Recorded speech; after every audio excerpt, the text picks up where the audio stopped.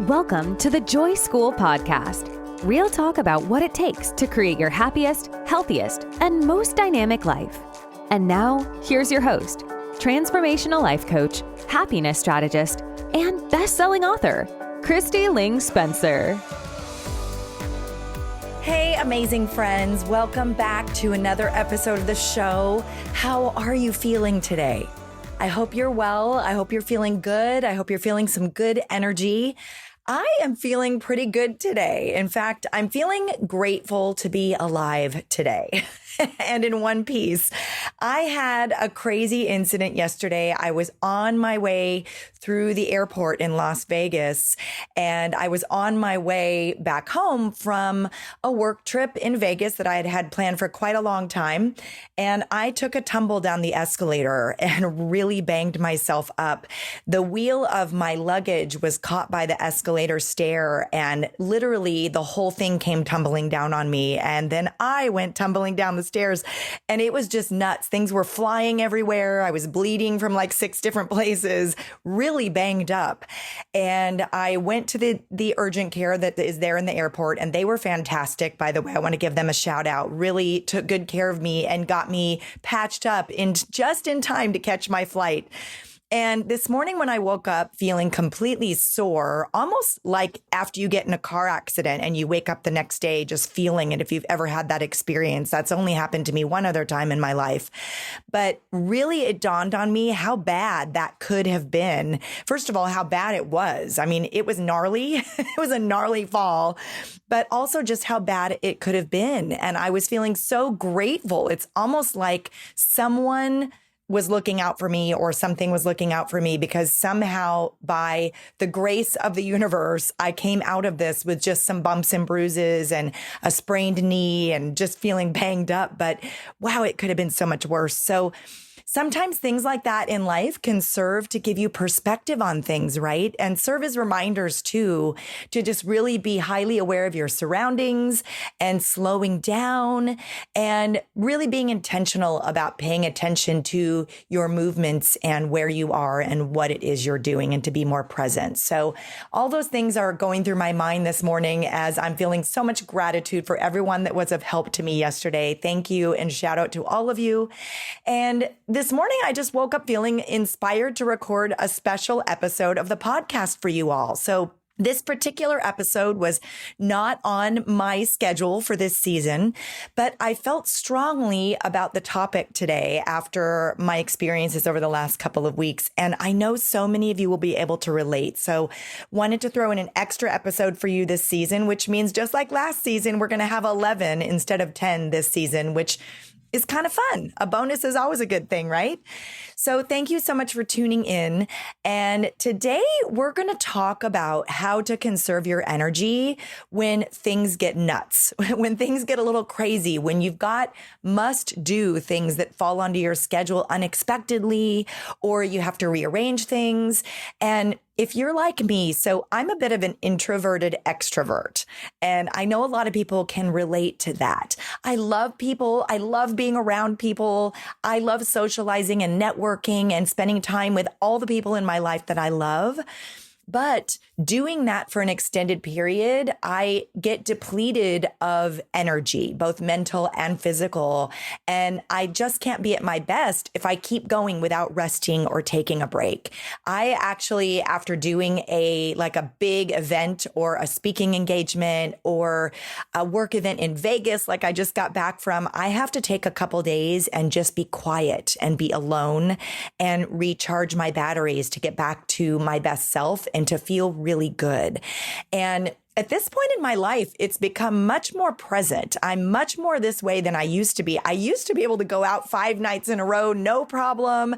And I loved it and didn't even think twice about it. Now I'm kind of at a place in my life where if I go out with friends and have a big night out and have the best time, love doing that, I need a day or even sometimes two in between before I get out and do an activity or do something social again. And that's just who I am. That is authentically me and who I am at this point in my life. And I know so many of you can relate to that. And I just felt like this was an important topic because there are certain things I do when things get a little nuts and out of my control that really help recharge me and help me get through. So I wanted to share some of those tips with you today. And after this trip I just took, literal the trip to Vegas and trip down the escalator, I wanted to share this topic with you and share these tips with you. And I hope they serve you. These are just from my personal experience, but they really work to help me recharge. So the first one, and I just posted an Instagram reel about this yesterday, is that when things get crazy, or maybe you're on a business trip, maybe you're at a convention, maybe you're at a wedding where you've got like 3 days in a row of rehearsal, dinner, rehearsal, wedding, reception. And that is a lot for anybody who's even a little bit introverted. So what you can do is find little slivers of peace. So I'm really mindful about it. I know when a super fun event is also going to be a lot for my batteries, right? Gonna drain my batteries quick. And I need to find little moments to plug myself in. So sometimes just 10 minutes can do this for you. And so if you're in a situation or at an event, or maybe having a crazy work week, building in little 5 to 10 minute breaks in completely peaceful, beautiful places where you don't have to talk to anybody and you can just sit and be still for a few minutes. That does wonders. So, for example, this week, one of the things I was doing, I was there for a big trade show and had lots and lots of meetings, and it was super fun with some beautiful clients, and it was just great. Everything high energy, but I knew that I was going to need to really work hard to keep my batteries charged because it was like 3 days straight of just back to back, right? And sometimes that's how life goes. But what I did was I built in each day time to go and sit down very early in the morning with a coffee by the hotel pool just for 5 to 10 minutes. And that early in the morning, there's nobody down there. And this was at the Four Seasons in Las Vegas. And I want to give them a shout out too. They are wonderful. Their staff is wonderful. There's no casino in that hotel, so it's very peaceful, yet it is connected to the Mandalay. So if you want the casino, it's right there. So that's where I was. So at the pool in the morning there's just no people. And if you can just find a spot where there's no people and maybe some peace, even if it's just in a room where there's some plants, or believe it or not, here's a little trick that I do. So if you start to feel yourself depleted and you're at a big event or there's a lot of people, everything is really people-y around you, right? Sometimes I literally just go into a bathroom stall for 2 minutes. And believe it or not, and I know some of you are nodding your heads right now because that can be the most peaceful place. If you're at a stadium, a sporting event, sometimes just going into the bathroom stall for 2 minutes, taking some deep breaths. So I'll take like 3 to 5 really deep breaths and hold them for about 5 seconds each, and just stand there without any people around you, surrounded by those walls. Sometimes that alone will get you like an extra 3% charge on your batteries, right? So these little tricks are really good to have in your toolbox.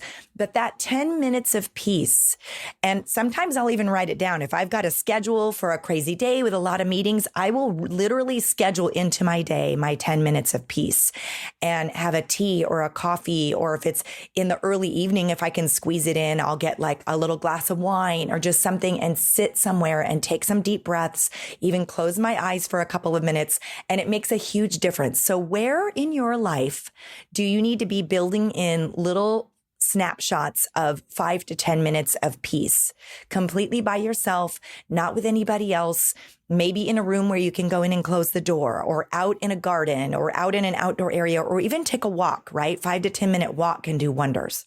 So be thinking about that and where in your life you might need to build more of that in, and be very conscious and deliberate about it, right?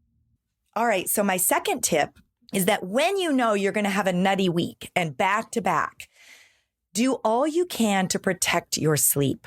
This is so important because guarding your sleep and making sure that you create boundaries, right? Because some things can come up that will rob you of your hours of sleep, that will spill over into the schedule when you should be sleeping. And so if you can help it, build your schedule to allow yourself 7 to 8 hours of sleep during that time. Try as hard as you can to avoid staying up late, or if you're having trouble sleeping like I do sometimes, a little bit of extra exercise or a walk before you go to bed can help with that. But also writing things down. So if you're in a hotel, for example, like this past week I just took the pen and paper that's there on the little desk in the hotel room. And each night before I'd go to sleep, I would write down all the things on my mind, right? All the questions I had for the next day, anything that was on my mind from that day, anything I wanted to remember the next morning. That little trick can really help you fall asleep more peacefully and with less anxiety, because you don't have all these things dancing through your brain, right? But protecting your sleep, first of all, this is key all the time, but it's especially key when things get crazy. So really be thinking about, where can you build in that 5 to 10 minutes of peace during the day to recharge yourself? And how can you best protect your sleep so that you can be refreshed, so that you're taking care of yourself as much as you can, and also so that you can show up as the best version of yourself for whatever the craziness is, right? So in addition to having this Vegas trip this past week, I also flew to LA for just 72 hours last weekend. And then I was only home in Houston for 2 days before I had to leave to Vegas for this other event, which had been planned for a long time. But the trip to, you can probably hear, by the way, that my voice is a little bit gone. I mean, no joke, my friends. I have no show notes for this show today. I'm just kind of speaking from my heart.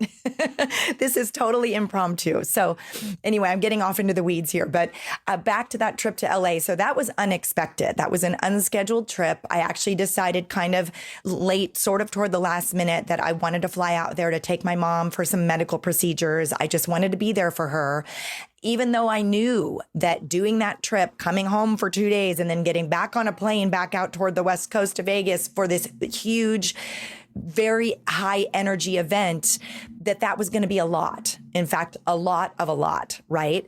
But I made the decision that that's what I wanted to do. So I protected my sleep. I worked hard to do that. I took those 10 minutes of peace.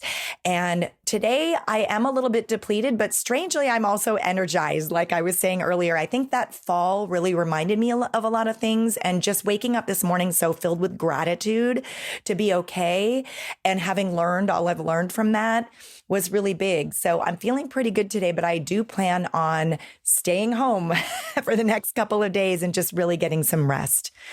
All right. So my other tip is, when you're in a high energy event, a busy room, lots of back-to-back business meetings, whatever it may be, a good tip is, and this goes back to kind of protecting your voice. I'm actually amazed that I can even speak at all today, if I'm being honest.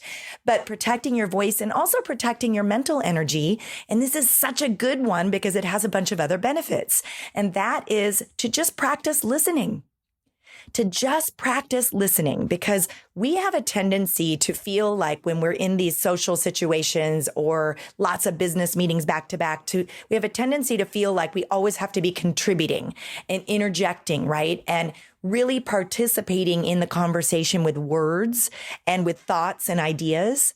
And here's the thing, you don't always have to be doing that. You can be just as present in a meeting by practicing listening to what everyone else is saying, and then only speaking if there is something super strong that you have to include, or a really great idea that pops into your mind after you've been really doing some focused listening. Letting other people talk and just being present, believe it or not, as much as we have this tendency to feel like we have to be conversing in order for people to like us or in order for people to think we're being engaged, believe it or not, sometimes it's the opposite. If you're looking somebody in the eye and letting them speak for a while and express their ideas without interjecting, sometimes they feel so heard and valued, right? So there are two benefits to this, to practicing listening in those situations. Number one, you're conserving your energy, both your mental energy and your voice and your physical energy, right? But number two, as long as you're looking a person in the eye, asking a relevant question now and then really listening. And by the way, you can learn a lot from this about people. They feel heard and they feel seen. Now, if you're at a party or a wedding or something big that's a lot of small talk, First of all, I'm not a big fan of small talk, and I'm sure a lot of you can probably relate to that, but I like to ask bigger questions. If I'm meeting people for the first time or I'm in a social situation, I like to talk about interesting, fascinating things like what's the most amazing place they've ever traveled, or what is their favorite movie this year, or, high quality conversation. Just talking about the event and what people are wearing or what the weather is doesn't do very much for me, right? And I know, yeah, I can just feel that energy of people going, yep, me too. And so asking questions, having 2 or 3 memorized questions that you enjoy asking people, and then just practicing listening and letting them talk, that is an amazing skill to have. So one of my favorite questions to ask is, what's the most amazing or interesting thing that's happened to you this year so far? Oh, that's such a good question. You would be surprised. Their eyes will light up and they will launch into some amazing story, and you never know what you're going to hear. But the benefit of that is not only are you making the person you're speaking with feel valued and listened to, but you're actually going to probably hear an amazing story that's going to lift you up or fascinate you in some way and energize you. So thinking in terms of what can I do in these situations to actually give myself energy and to conserve my energy is a really great mindset to approach these things with, because I did come out of this past week with all the travel and all of the engagement feeling fatigued, right? But I don't really feel drained. And I've come out of weeks like this before feeling so drained that I did not feel like I could get out of bed. I don't really feel drained. I do feel a little bit like my batteries are running on empty. I do feel like I need some extra sleep, but I feel pretty good energetically. I mean, having the mental energy to record this impromptu podcast today, I'm feeling pretty awesome about myself. So I think I did a really good job this week managing my energy. And so I just felt inspired to share some of those tips with you. And my last tip is that if you can relate to this, if this is resonating with you, the biggest thing, the gift that I gave myself this past year was honoring where I am in life with this. Because like I mentioned earlier, I used to be able to go, go, go. And I had so much energy. And there were things I used to be able to do that I couldn't even imagine doing now with where I'm at. And this is just the human that I have developed into over the years. I have to guard my energy. I saw this funny meme on Instagram a couple days ago, and it said something like, I did an activity yesterday, so I need 2 days to recover before I can come out and play again. And I so related to that. And here's the thing, for a while, I was resisting. For a while, I was questioning myself, like, why don't I have more capacity for this? Where's my energy? Well, the energy is still there. It's just changed, and it needs to be guarded and protected like all beautiful things in life. And I made the conscious decision to honor where I am. If you feel like you can't go out more than one night in a row, or you feel like you can't spend more than 1 or 2 days socializing with people and being out and about with back-to-back activities, that's okay. Honor that in yourself and then plan your life around that.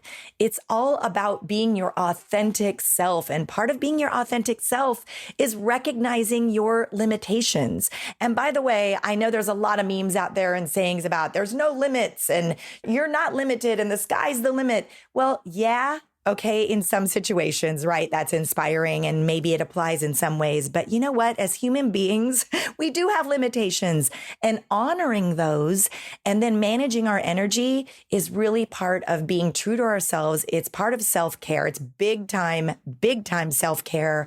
And it really is honoring our authentic self. And when you honor your authentic self, you are setting examples for all the people who love you. You'll inspire people just by being true to you. And when you do show up for things, you will be on fire, right? You'll be in your best energy. Your eyes will show it. Your speech will show it. Your energy will show it. And people will want to be around you. You will attract amazing people who are good for your mental health, who are good for your physical health, who are good for your energy. And that's really what it's all about. All right. So like I said, I had no show notes today, nothing. This was just off the cuff, but it was on my mind. And I felt so inspired after this past crazy nutty week to express some of these thoughts with you. And I hope this has served you in some way. And by the way, going back to that question that I mentioned, that is one of my favorite questions to ask when I'm at a social event or a party. And that is, what's the most amazing or interesting thing that's happened to you this year so far? Come up with a couple more questions that seem high quality that you can have in your pocket to ask of people. Maybe when you're at an awkward dinner meeting, or maybe when you're at a lunch meeting and you don't know a lot of people, or when you go to a party and you're speaking to people you've just first met, having 2 or 3 questions or just one great question in your pocket that you can pull out and ask people, you'd be so inspired and pleasantly surprised what kind of fascinating and interesting conversations that those questions can spark and help you avoid small talk, right? Because there's nothing worse than having your batteries at like 20% and you have to go to another work event and it's just small talk the whole time, right? It makes it so much more pleasurable and brings you energy when the conversation is higher quality. All right. So now we are at the point in the show where we get to the Joy School habit. This is the part of the show where we talk about a small habit or something small or a specific area in your life you can focus on that will have a big return on investment and a big return on energy.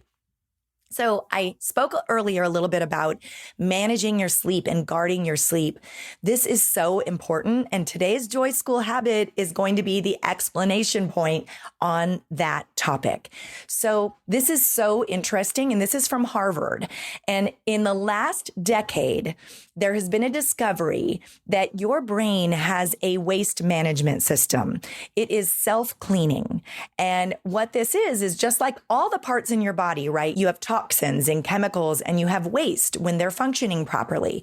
Your brain is no different. So the waste management system, and literally this is in the past decade, they've discovered this. And I don't know about you, but I'm one of those people, I geek out on neuroscience. I love brain science. It is so fascinating to me. And I believe in my core that learning all you can about your brain and how to manage it and take care of it can make all the difference in your life, not just with your mental health, but with your physical health. And this is a great example. So your brain's waste management system is called the glymphatic system. And it is a series of tubes that carry fresh, clean fluid into the brain. And then that fluid mixes with the fluid that has the toxins in it that's carrying the toxins. And then it flushes out your brain. And those toxins exit your brain and into the blood where it can be filtered out by your natural filter systems in your body. Now, this occurs during sleep. And so this is going to tie back to part of the importance of protecting your sleep. So your brain cleans itself at night while you're sleeping. And this is part of the reason why you need a minimum of 7 to 8 hours of sleep per night. And some people need more. And I really think getting to know your body, getting to know your energy and how much sleep you actually need, that is really important. And then honoring that and protecting it, right? Because it's so tempting sometimes. And you know what? I'm not going to say I do this every single day, 365 days a year. There are times when I make a conscious decision to go to an event or to go to a special occasion where I know I'm not going to get to bed till 1 or 2 a.m.